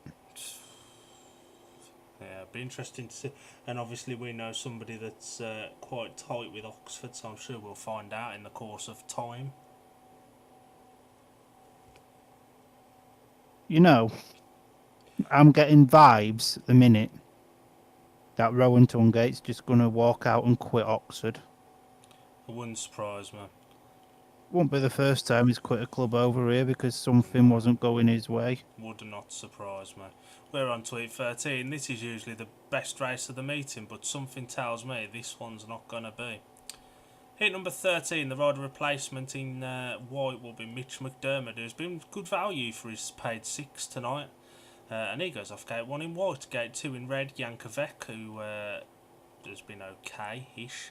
Gate 3 in yellow is Matt Zajanowski, who's been up and down more than a yo-yo. And off gate 4 is Nikolai Clint in blue, who started really well, but he was bloody awful last time. Mitch McDermott's been bloody brilliant though. He's only got 5+1 from how many rides? 4. But he's scored in every race. He's been there or thereabouts. His efforts have been worth more than the points he's scored. He's not signed to this team, and yet he's tried harder than an Australian who's signed to this team. That same Australian that just couldn't be asked to turn up in 812. Yeah, that might be the fella. Interested to hear people's opinions in the comments on this. YouTube's fine now as well. He then played up for the majority of the meeting, so that's something. Apparently, Tungate has quit. I'm not surprised at that. That could be something to do with the argument Peter Schroek's just been having with him. That would not surprise me one bit. It's one of them. Does that come from your source? Not quite, but I will check with. You know this source, that fella that does the Scunny press releases as well. Ah. Because although he's delusional, he knows his stuff. Ish. So, well, we called this was going to happen. To be fair, if you're wondering, Kings Lynn are on a 5-1, by the way. Yeah, Kings Lynn in Norfolk. The Oxford boys are somewhere in Suffolk. How can you polish a turd? You can't. They're a million miles apart. Like, buddy, who sung it now? Something about a million miles of Christina Aguilera, I think it was. Strawberry Jam's winning it. Nikolai Clinton second. I don't even know who's in third. It's one of the Oxford boys. But that was that for the 18,000th time here was the easiest 5-1 Kings Lynn have ever had. Was it really? That was that one, definitely. Honestly, we don't even want to shit on it because it's, you don't want to see any club struggle, but and the success story of Oxford coming back, maybe they should have just stuck with the cheaters and chargers though. Yeah. Heat 13 was won by Yankovic in red with a winning time of 59.93. Second in blue, Nikolai Clinton. Third in yellow, Matt Zajanowski. 5 points to Kings Lynn, 1 to Oxford, and it's now 54 points to 24 after 13 races. We've had a race at Bellevue as well. Sam Hagan replaced Simon Lambert in yellow in Heat 12 for some stupid reason, because all he did again was get beat by Jake Mulford, but the heat was won by Jamin Lindsay with Keenan Rue in second and Jake Mulford third for a second consecutive 4-2 to Bellevue, and the progressive scores after 12 is 44 points to Bellevue, 28 to Birmingham. So Birmingham will hit 30. That's an achievement in itself. Yeah, we'll take anything of that. Winnie says McDermott has ridden pretty much the last 4 or 5 meetings on BSN and TV. Seems a decent rider and interviews well. Reminds me of a young Lee Adams. Do you want me to tell you something that might make you feel a little bit better about Birmingham's performance? What? I don't think Oxford are going to hit 30. Winnie also says seems to actually learn a track by the end of the meeting rather than get worse like many riders do. We're on with Heat 14. Gate 1 in blue, Ben Cook, impressive winner last time out. Gate 2 in white, Victor Palavara. Gate 3 in red is Richard Lawson, who's also unbeaten from his 3 programme rides so far. So the question is, will he keep his maximum? The answer is almost certainly yes. And off the outside in yellow is Luke Killeen. This could be another 5-1 to Kings Lynn, easily. This could be... What was that score at Ipswich, the Bellevue one? Was it 67-23? Yeah. Yeah, so this is... The the worst loss of the season, but I don't think it's going to be far off. Last time Oxford went to Kings Lynn, it was 60-30. Now, I I'm don't getting think we're going to get vibes. that. We're not going to get that. No, I'm getting This is vibes going of to a... be a 64-26. That sounds like a VSC score, that. This is giving me vibes of a 64-26. Yeah, I could see that. Come on, Mush, we're at the penultimate one. Only one to go, and then we can recover tomorrow and find the will to live again. So Start Marshall walks away for eat number 14. Tapes have broke again. Oh, lovely. Just as I was thinking, we'd got through this meeting at a decent pace. Oh, shit the bed. Don't do that, Mush, your bed will smell. Oh, shit on Butlin's bathroom floor, for that matter. Never forget.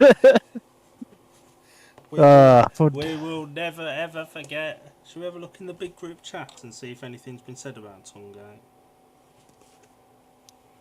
You do that, I'll have a quick look at Leicester.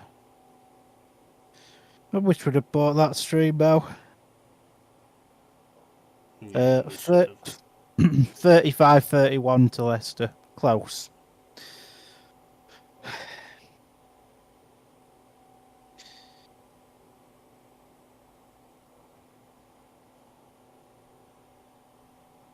Yeah, not a lot's really been said in that big group chat, is there? No.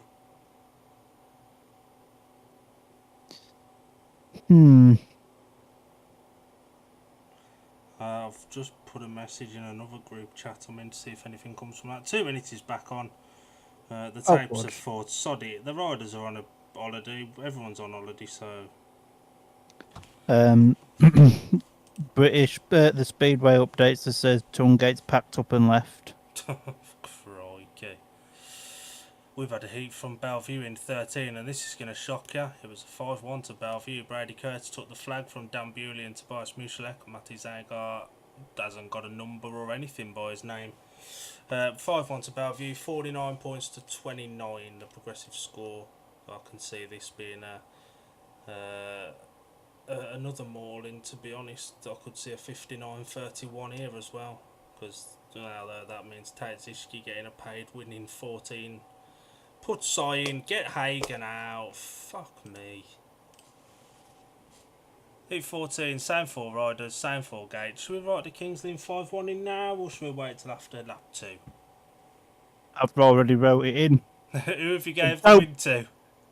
I haven't. I've just wrote in the little boxes 5-1, 59-25. So, heat 14, the tapes rise. Away we go. Ben Cook's going to let me down here, a little K-Dob head. No, he went. There we go. There we go. There we go. Gave them a bit of hope and then dashed their hearts. So to anybody in the comments, if you know who Ross Noble is, tell me he doesn't look like Luke Killeen.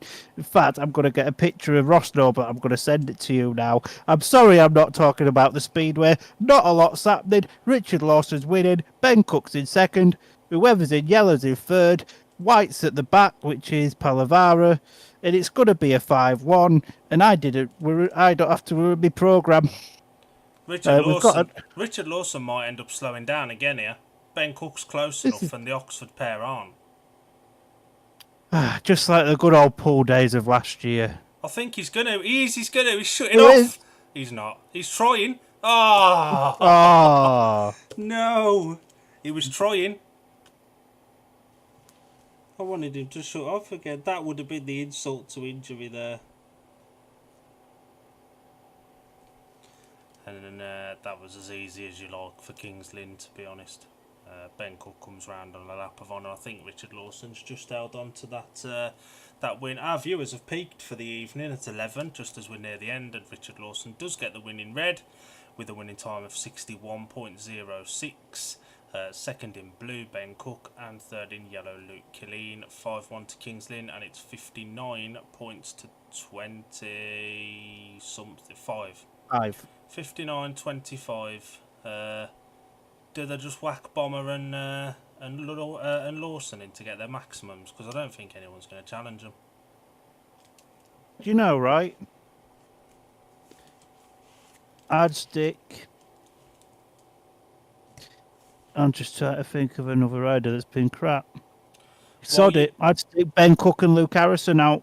While you think of that, who are you nominating for your rider of the night? And then we'll put a poll in the chat for people. Well, people can say one of the two. I've got a gut feeling it's not going to be an Oxford rider. Well, that's where you're wrong.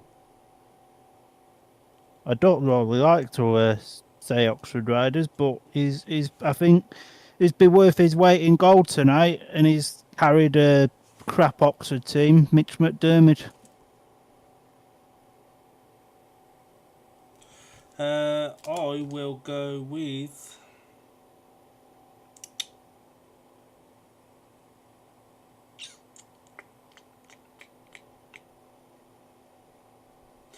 I'm going to go for the boring one. I'm going to go for Richard Lawson because he's been unselfish in giving Bomber a couple of wins and slowing down specifically to do so, but he's never been in any danger, and he's played the team game. Ben Cook's taken his steel shoe off, so it's not going to be him. If you're in the chat and watching and in the comments, just comment to vote for either Mitch McDermott or Richard Lawson as the rider of the night. And if one isn't decided by the end of playing E15 definitively, Palmer will choose who it is.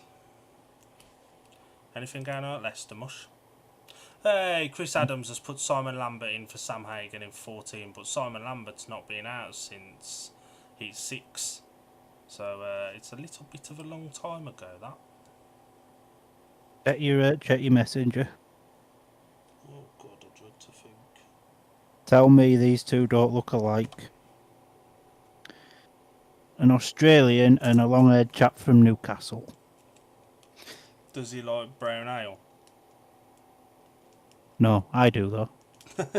Ben Cook's steel shoe, come off. Oh God, yeah, they'd look exactly the same.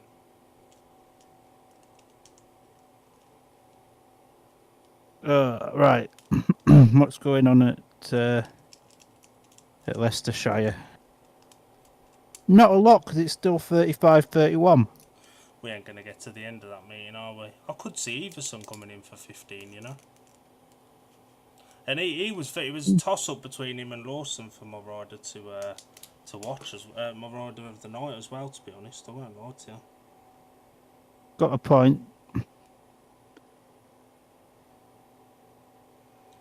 Wow. Go on.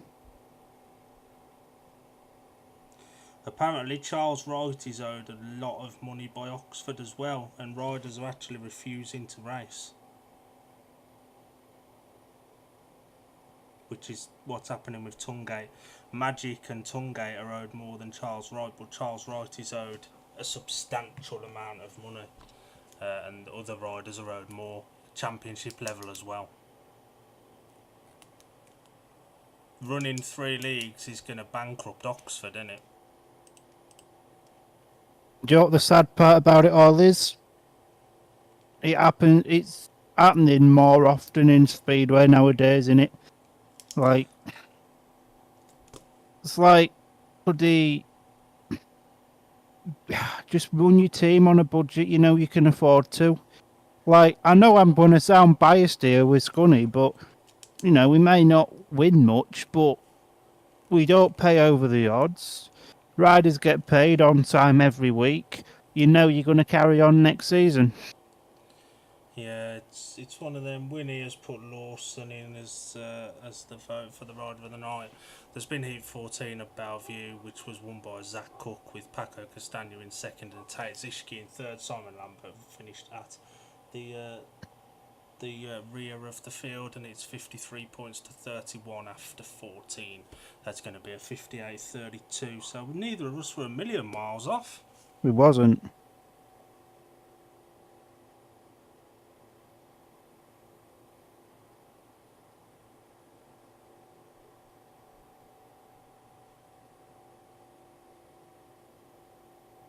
Well,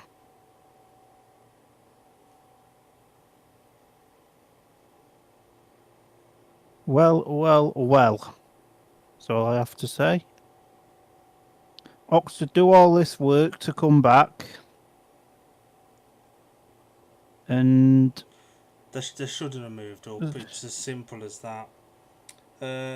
Jimmy has said, "Evening, guys. Not good news about the wages. It's a thing across the board. I know how it much is. Birmingham.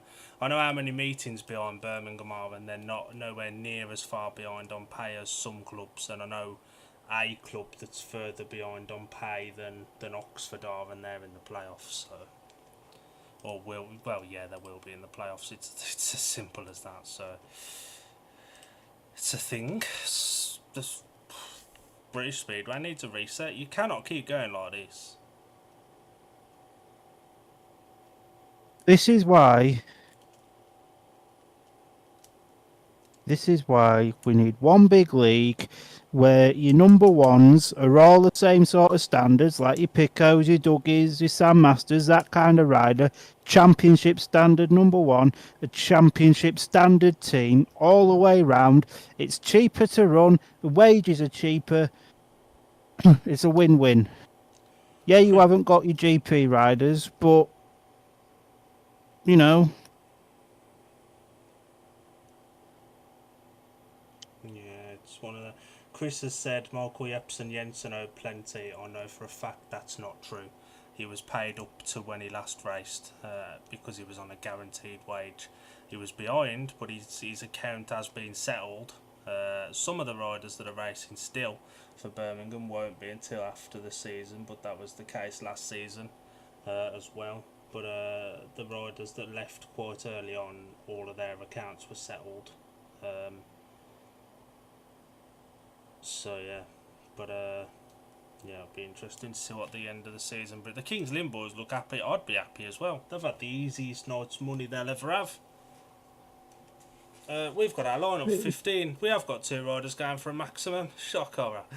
The lineup, gate number 1 in white is Peter Kildemand. Gate 2 in blue with a win and in red with a win and 3 paid wins to his name so far, Richard Lawson. Gate 3 in yellow, Matt Sayanovsky, who's had a race win and has been shit other than that. And off the outside in blue is Chris Harris, who is on a 4-ride unbeaten maximum. Chris has asked a question which we'll come to at the end of the stream very quickly, but it's just basically would one league work. So think of your answer for that for when we finish. I think we're both in agreement on this one though. We can't give much away because there's rumours and stuff, but there is a way it can work. We will discuss it at the end of 8:15, but it's something me and you discuss almost on a daily basis. Yeah, it is, yeah. And the thing we always say now as well, it needs to change. You can't keep going. It's like putting a plaster on it and hoping it'll, putting a plaster on a broken arm and hoping it'll repair it. Yeah, it ain't going to do anything. For the final time tonight, Palmer, unless the tapes fuck up on us again. Magic's taking his switch. Come on, pal, we've all got beds to go to. Some of us have got work in the morning, Magic. DBAC. So Starwash walks away for 8:15. The tapes has risen. Magic Yanovsky's got there first. Now, what could Chris Harris and Richard Lawson do? Bomber just round the outside of the lot. And Richard Lawson tried to get underneath the inside there of Peter Kildemand. Not quite worked out. Oxford are going to hit 28 at this point. This is quite an achievement. Lawson's tried everything, and it just ain't working for him at the minute. Bomber's just out there doing bomber things. Lawson, there he goes up the inside there of Peter Kildemand. 1 down, 1 to go. Richard Lawson just wanted to make a race of this, although I don't quite think he's going to catch Magic Yanovsky. Something just tells me. Gut feeling and all that. It's going to be 63-27. Barring slips, twips, falls, and mechanical failures, because we haven't heard that one much today. He's closing the gap. Are we going to get a 64-26? Well, who knows? We've got. No, not quite. Basically. Quite. Lawson was on the best gate and he was having a snooze. What a penis.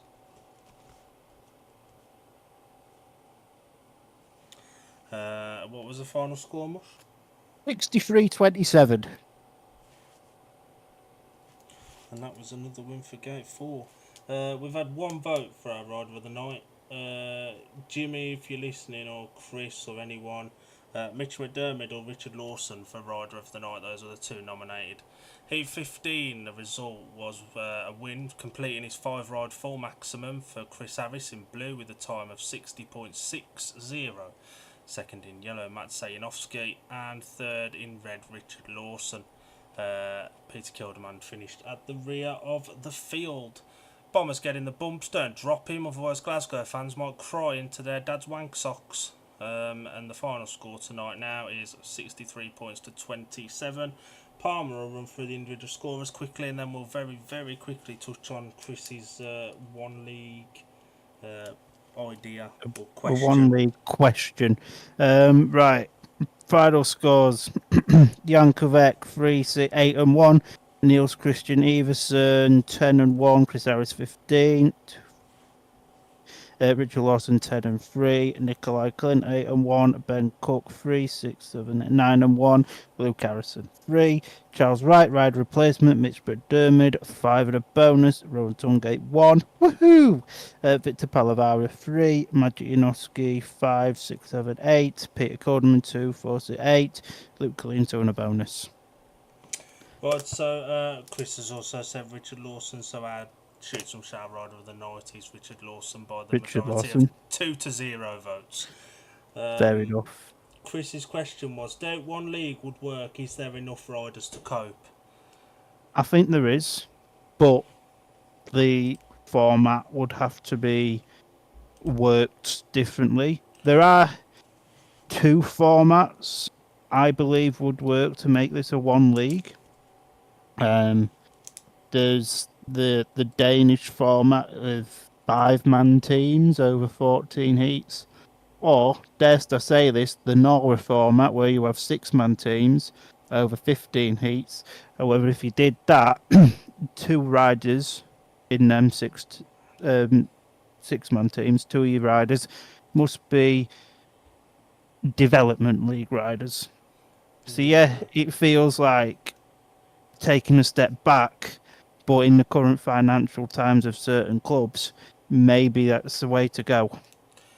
I think you're right, and I do think British Speedway will have 2 leagues next year, but I think it needs to be a championship, one big league at championship standard, and a national league. Every championship standard club has to have a national league standard team as well. Yeah, I think that. Well, I mean, I shouldn't really say this, but oh well. Rob Godfrey's already got plans in for his National League team for next season. I don't know about the other team, no matter what league they may be in, because rumours, but he's planning his National League team already. Anything going on at Leicester? But yeah, just to answer Chris's question, one league could work, and the format would just need to be played around with a touch, but 7-man teams wouldn't work for it. At Leicester, it's still 35-31. They're taking the interval now and having an extended interval because they've got to do the Ben Fund collection. Well, I'm glad we didn't bloody watch that one then. Winnie says, I remember one league last time it happened in the 90s, it was a right mess. I think there can be a workaround, but deep down I can see some clubs grizzling. Pool for one as usual. I think you'd need to do your number ones as a draft system. Your number one, your Sam Masters, your Ben Cook, your Ryan Douglas, your people like that. Put them all into a pool. Every club picks one each. You go where you're told, and then you build the rest of your team to a points limit. And yeah, I think it's the only way it's going to work. You can't have someone like Paul hogging all the best riders, and then having like a couple of 2-point reserves, and then somebody like Plymouth having a team full of 5-pointers. And I mean, again, like I've got a lot of time for the Fords. I've got a lot of time for Paul. They know what they're doing, but when times are as serious as what this is now, it's more than them in it. British Speedway's future. Like, was the ultimate I know obviously they wanted Will Cairns in all the time. Everybody did, but was it a wise move to get him in on a 18-month deal? We'll find out in the fullness of time. We've had heat 15 at Bellevue. To the surprise of nobody, it was a 5-1 to Bellevue. Dan Bewley won it from Jamin Lidzi with Tobias Michalek in third and Keenan Rue at the back, and it finishes 58 points to 32. The individual scorers: Brady Curtis scored a 4-odd 12-point maximum, Norrit Bladorn 6+1, Jamin Lidzi 13+1, Zach Cook 6+2, Dan Bewley 13+1, Tate Zishki 3, and Jay Mulford 5+1. For the Brummies, Tobias Michalek 7, Keenan Rue 8+1, Paco Castagna 5+1, Matty Zagar 8, Simon Lambert 1, and Sam Hagen 3. We'll wrap up for this evening then, Palmer. On that note, Jimmy put a vote in for Mitch. Richard Lawson does win the ride for the night, but an honourable mention to Mitch McDermott, who was the shining light in what was a share of shit for Oxford other than that. Right, well, that was... Oh, hang on. Give a wee shout out to the Blast from the Past guys. We're at Ipswich on Thursday.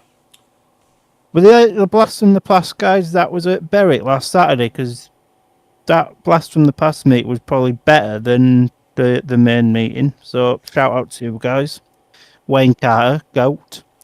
But yeah, so that was a Kings Lynn Super Show, or an Oxford absolute effing shit show. He's been Dylan, I've been Dan. I'm off to lie down to watch something a little bit more exciting than that. We'll see you on Wednesday.